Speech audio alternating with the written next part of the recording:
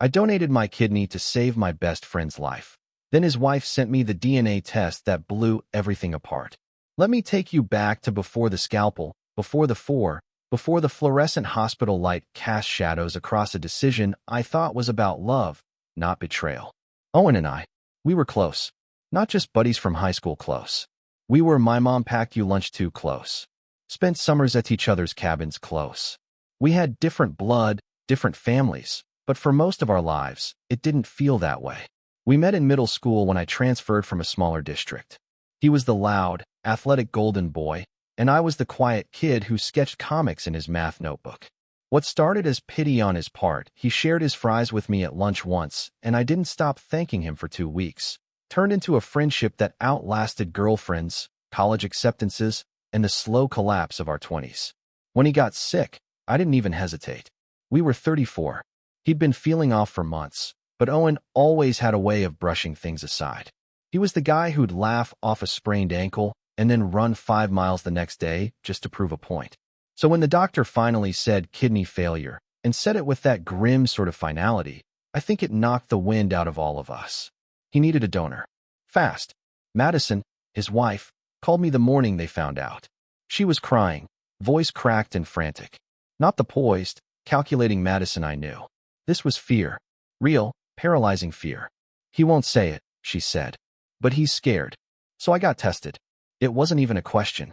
If someone asked me why, I'd say the same thing I told the doctor when he looked at me over his glasses like I might back out. Because I love him. He's my brother. And it turned out, I was a match. Perfect match, they said. Rare, even. Madison cried harder when I told her. Owen tried to act cool, made jokes about me being a part of him forever, like we were married now. The surgery was scheduled for 2 weeks later.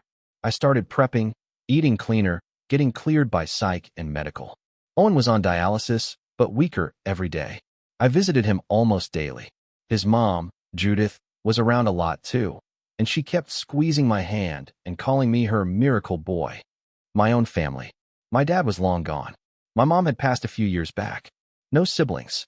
No deep roots. Just me. Which is why I didn't expect what came next.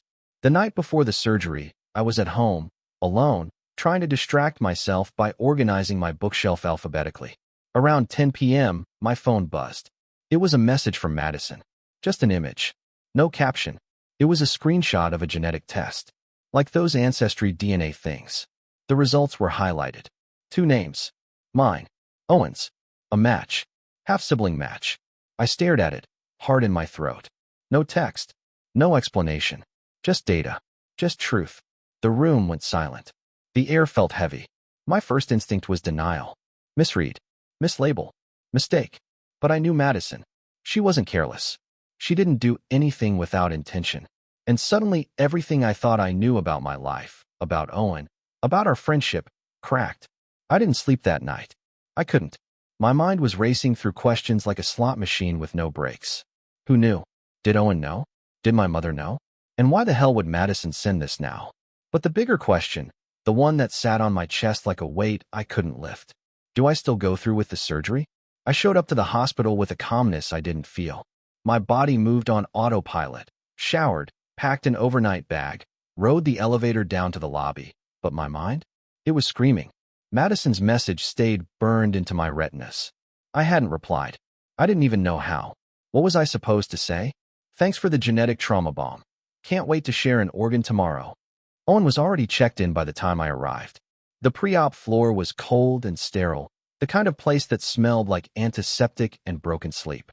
A nurse greeted me with a clipboard and a forced smile. I nodded, barely hearing her. Then I saw him. Owen. He looked pale, thinner than usual, but his face lit up when he saw me. Hey man, he said, like we were just meeting for beers. You ready to be part cyborg?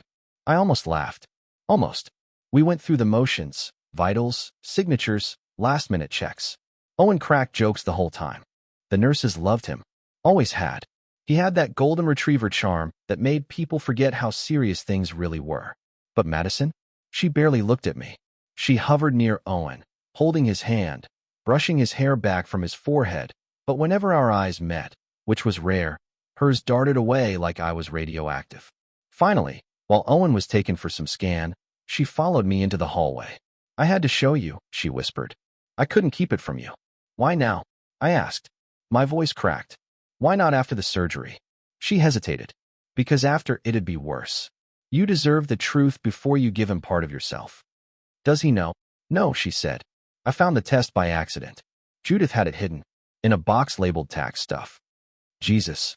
I think she always knew, Madison said. Or suspected. She and your mom.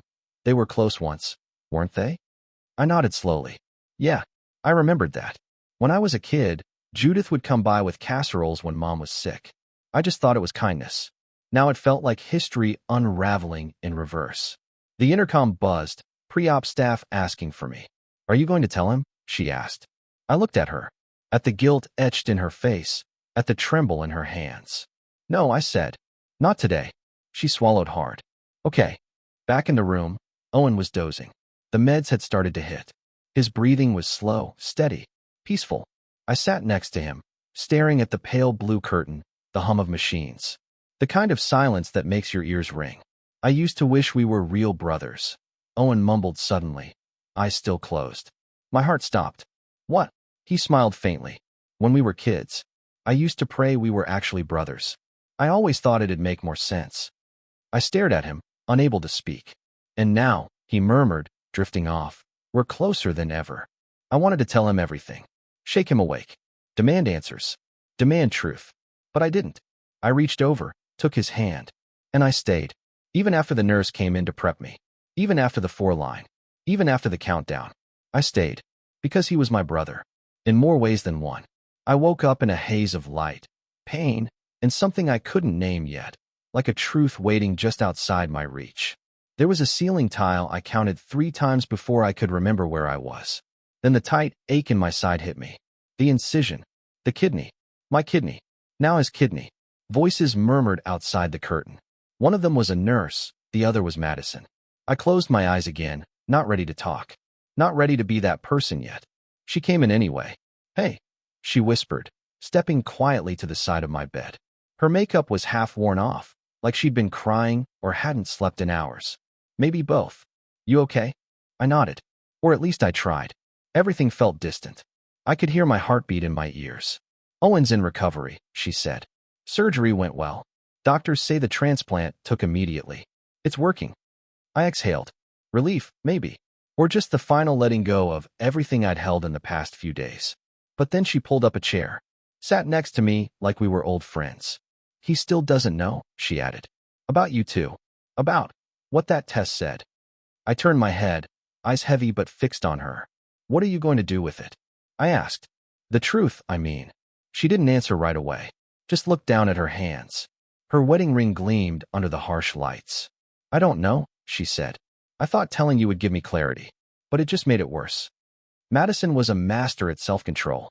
I'd known her for almost 10 years, and I'd never seen her break. But now she looked fragile. Not weak. Just undone. He keeps talking about how lucky he is, she whispered. How lucky he is to have a best friend like you. How you're the reason he's still alive. And I keep thinking, what happens when he finds out that you're his brother? That his mom kept it from him his whole life? My stomach turned. She went on. I asked Judith if it was true. She didn't deny it. Just said it was complicated and walked away. Of course she did. And my mom, I muttered. She never said anything either. Died with it. Took it with her. Silence settled in. Not peaceful silence. Tense. Tight. Like the pause before a scream. I think he deserves to know, I said finally. But not now. He needs to heal. He needs time. Madison nodded. That's fair. She stood, smoothed out her jacket. I'm sorry, she said, for dumping this on you. I thought I was doing the right thing, but you did what you thought was right, I said. I just don't know what to do with it yet. She lingered for a moment, like she wanted to say something else. But then she left, and I was alone. For the next few hours, I drifted in and out. Nurses checked vitals. Someone brought broth I didn't touch. I stared at the ceiling, that same tile, that same blank sky of plaster and fluorescent light. Then, around sunset, the curtain rustled. Owen. He was pale, but standing, for dragging beside him. He smiled like a kid seeing his best friend again after summer camp. Dude, he said, voice hoarse. You look like crap. I laughed. Not because it was funny. Because I needed to. You walked over here? Against orders, he grinned. But I had to see you. I wanted to say, thank you. You saved my life. I tried to joke. You're welcome. I'll be sending you a bill. He chuckled. Then, softer. No, really. You gave me a second chance. I'll never forget it. I wanted to tell him. Right then. Right there. But his eyes were too grateful. Too full of light. And I didn't have it in me to be the storm. So I just nodded.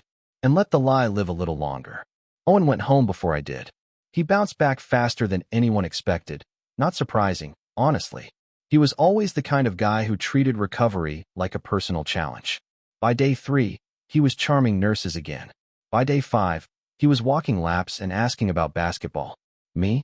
I stayed an extra night. Partly for observation. Mostly because I needed time. Time to figure out how I was supposed to live with what I knew. I stared at my phone for hours. Judith had texted once. Thank you. I hope you're okay. Nothing else. I didn't respond. There was a photograph on my nightstand. Some generic framed art the hospital probably thought was soothing. A sailboat on calm water. But all I saw was silence. Cover up. Drift. When I got discharged, Madison was the one who picked me up. Owen had insisted she let me rest without fanfare. He was planning something for later, he said. Thank you weekend. She didn't say much during the drive. I didn't either. The air was thick with the weight of unspoken history. As we pulled into my building's parking garage, she finally spoke. You don't owe him forever, you know. I turned, confused.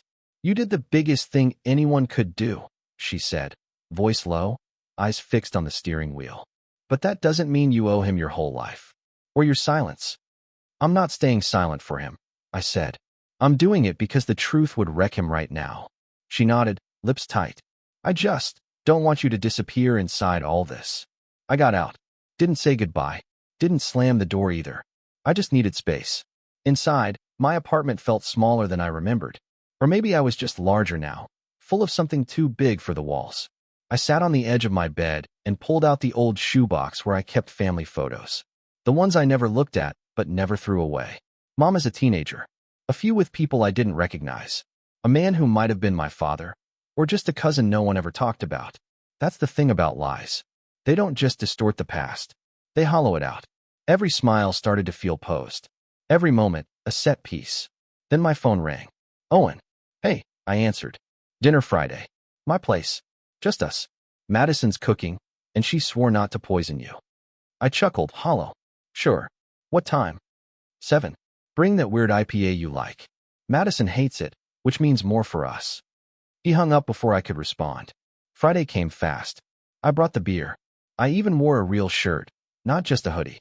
I practiced a smile in the mirror before I left. It didn't quite land. Madison greeted me at the door, trying to act normal, trying a little too hard. Owen was in good spirits. Color in his cheeks again. The table was set. Candlelight. Something smelled like rosemary and butter. We sat. We ate. We laughed. And the entire time, the truth sat between us like a third guest. At one point, he raised his glass. To brothers, he said. I choked on my drink. You all right? I nodded, forcing a smile. Wrong pipe. He grinned. Well, we're basically blood now. You know what that means, right? I raised an eyebrow. Your family, he said. Officially. You're stuck with me. He said it like a joke. But it wasn't. And I realized then, he did feel it. Even without knowing. That thread. That pull. That strange, invisible bond we'd both tried to name 100 different ways since we were kids. Now I knew what it was. But he didn't. And I didn't know how long I could keep it that way. The thing about keeping secrets is they don't just stay still. They shift. They rot. They find cracks in your soul and start whispering through them. A week after the dinner, I couldn't take it anymore. I found myself parked outside Judith's house. Same two-story colonial I remembered from sleepovers and late-night pizza runs. She hadn't changed the curtains. The garden gnomes were still smugly grinning by the mailbox. I rang the bell. She answered like she knew I'd be coming. Jack, she said. No warmth. Just recognition. Can we talk? She stepped aside. Wordless. Her living room smelled like lemon cleaner and old upholstery.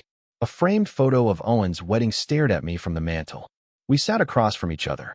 No coffee. No pretense. I know, I said. She didn't ask what. Just closed her eyes for a second, like a weight dropped. How long? I asked. She sighed. Since before you were born. Your mother and I, We were close. Closer than most. We were young. Stupid. And your father wasn't around. I blinked. You're saying Owen's dad? She nodded. John was complicated, charismatic, and careless. The name hit me like ice. John. Owen's dad. I remembered him faintly. Loud laugh. Strong cologne. Always on a business trip. He cheated on you? Her jaw tightened. Many times. But with your mother, it stuck. She got pregnant. She never told him. Never told anyone. Except me. And you said nothing. All these years. I thought it was better that way. She didn't want to disrupt your life. I didn't want to destroy mine. I stood. You let me grow up thinking I was just the weird kid with no roots. And Owen, God, Owen, he grew up idolizing your family, wanting to be a part of it. And he was. The whole damn time. She didn't respond. Just looked tired. Like truth aged her in real time. I gave him a kidney, I said. You let me walk into that operating room without saying a word. I didn't think you'd go through with it if you knew. You're right. I might not have. She flinched. Just slightly. I walked out. Didn't slam the door. Didn't look back. I drove until the gas light came on. Parked under a bridge and screamed into the steering wheel. The betrayal wasn't just about blood. It was about choice. About how every adult in my life chose silence over honesty. And now I was supposed to carry it.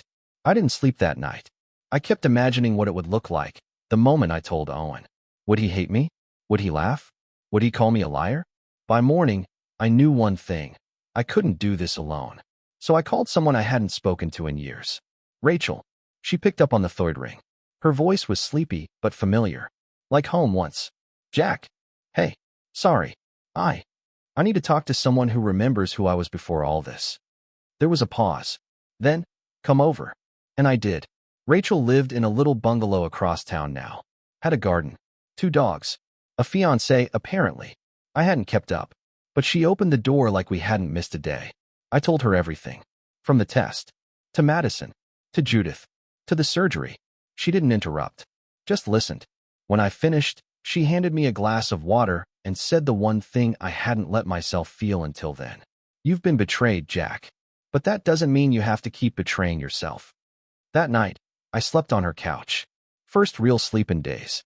And when I woke up, I knew. It was time to tell Owen the truth. I didn't tell him at his house. Didn't want him to have a meltdown in front of Madison or crumble in a place where everything looked so perfect on the outside. No, I picked the one place where Owen and I had always been honest. The Bluff. It was this half-hidden overlook behind the middle school, where we used to sneak out after football games and throw pebbles into the ravine, pretending each one was a secret we'd buried. We hadn't been back in years, but I knew he'd come if I asked. Just us, I texted. His response came back within seconds. I'm there. He pulled up in his dad's old truck, the one he'd restored in college. Still had the same dent in the bumper from when he reversed into my mailbox. He climbed out, grin wide. Man, this takes me back, he said, stretching. Haven't been here since you tried to confess to Alyssa Martin and threw up instead. I didn't smile. Not this time. He noticed. What's going on? I pointed to the edge. We sat. Quiet. The wind carried the smell of pine and old rain. I need to tell you something, I said. And it's big. It's going to change everything. His face shifted, just slightly. That alertness he always had when something serious was coming. I pulled out my phone. Opened the file Madison had sent. Handed it to him. He read it. Slowly. Line by line. Silence. His eyes didn't leave the screen. But his hands started to shake. Finally, he whispered. What the hell is this? Judith knew. My mom too. They kept it hidden. Madison found the file. So this is real? Yeah. He stood up, pacing, hands gripping the back of his neck. My dad, he asked. He cheated on my mom, with your mom? I nodded. He swore. Loud. Raw. I didn't speak. Just let it ride out. He turned on me. When did you find this out? The night before surgery. His jaw dropped. And you still did it? I didn't do it for him. I did it for you. He stared, eyes wide. Then, quieter. Why didn't you tell me? Because you were about to go under. Because you were dying. Because I couldn't drop a truth like that on you when your body was already fighting to stay alive. He sat again, legs shaking, elbows on knees, head in hands. I prayed for a brother growing up, he said. Used to ask God for one. Thought it'd make sense of everything. But this is messed up, Jack.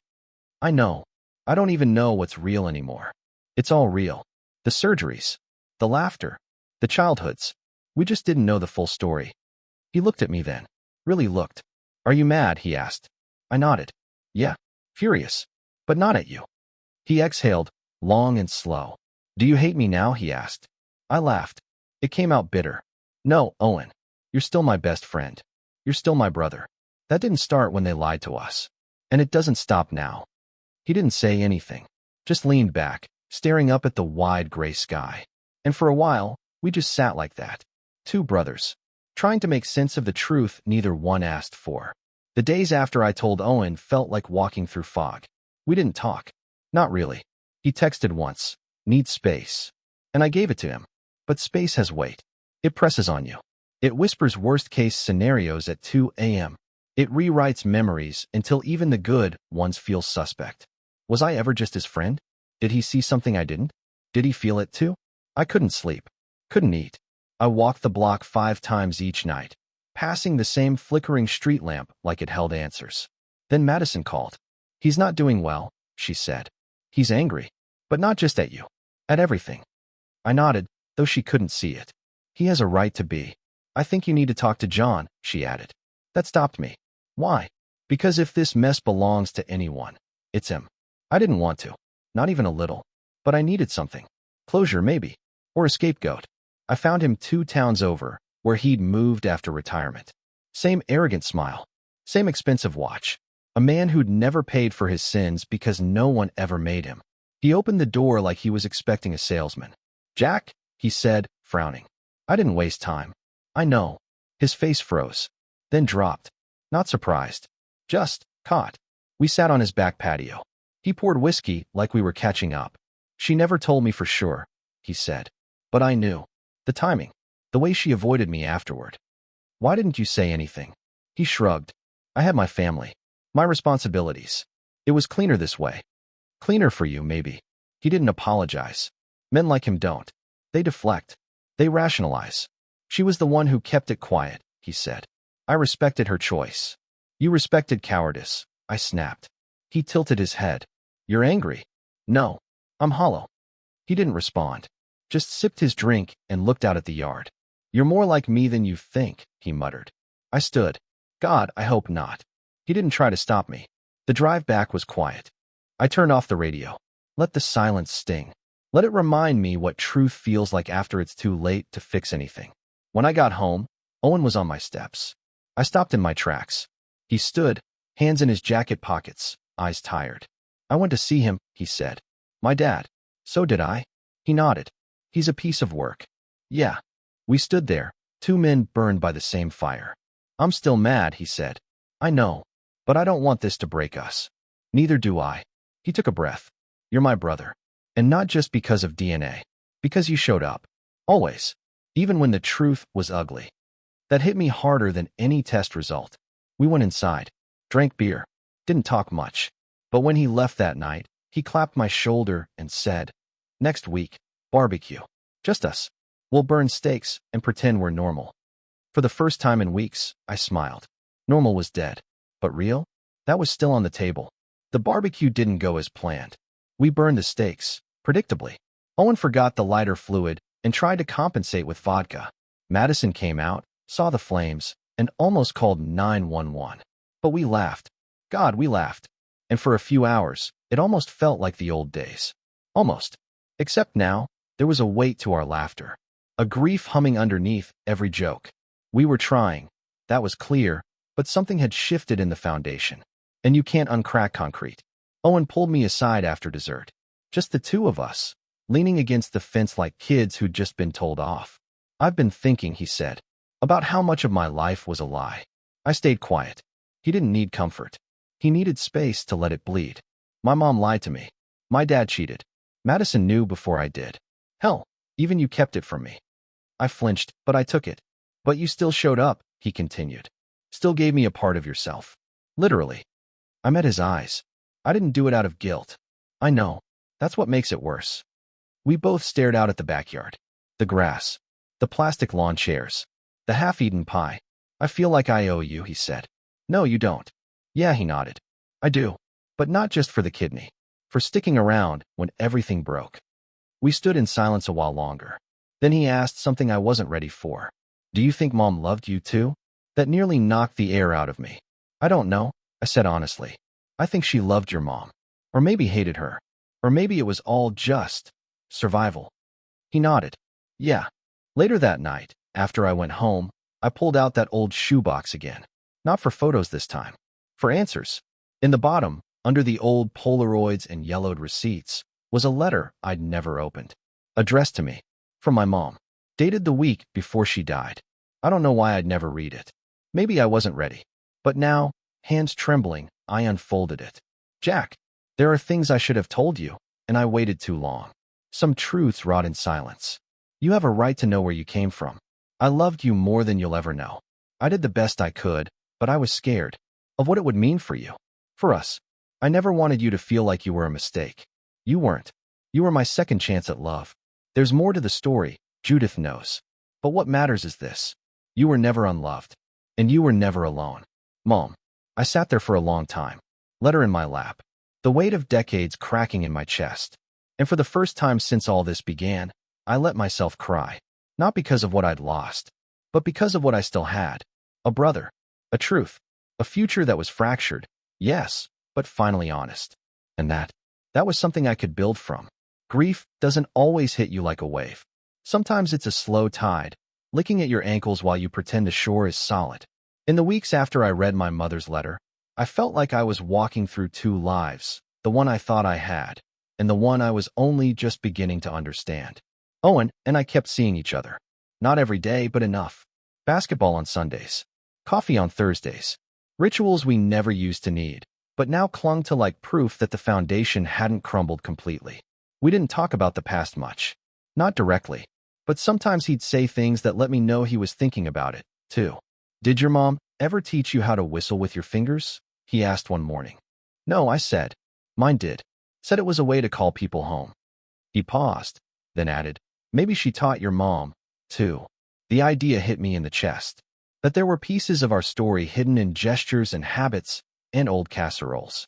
That the women who raised us, lied to us, loved us. Maybe they left breadcrumbs. I started asking questions. Not just of Judith, who still couldn't look me in the eye, but of people who were there back then. My mom's old neighbor. A retired teacher who remembered both women being inseparable in high school. A photo surfaced from a camping trip. The two of them in flannel, arms around each other, laughing like secrets were something sacred, not shameful. What did they share, those two women? Love? A betrayal? A pact? I'd never know the full story, but I was starting to understand the edges of it. One day, Owen and I stood outside a hardware store, arguing over which kind of paint stripper to use on his deck. You're wrong, I said. Citrus is better. It's safer. It smells like cleaning products, he said. I want something that feels like war. We both laughed. And then he said it. Thank you for telling me. For not letting me stay blind. I looked at him. I almost didn't. I know, he said. But you did. That's what matters. He clapped me on the shoulder. No more words. Just that. Later that night, I stood at the bluff again. Alone. I brought a pebble. Tossed it into the ravine. Like we used to. Like we said we would. Only this time, I didn't imagine it as a secret. I imagined it as a release. Not everything gets fixed. Not every lie gets undone. But if you're lucky, you get to choose what you build next. And who you build it with. It was Owen's idea to take a trip. Just us, he said.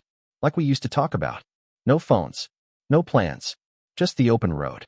We didn't go far. 2 states over. A cabin near a lake we'd always wanted to fish as kids, but never made time for. The kind of place with no cell service, creaky floorboards, and a radio that only played old country.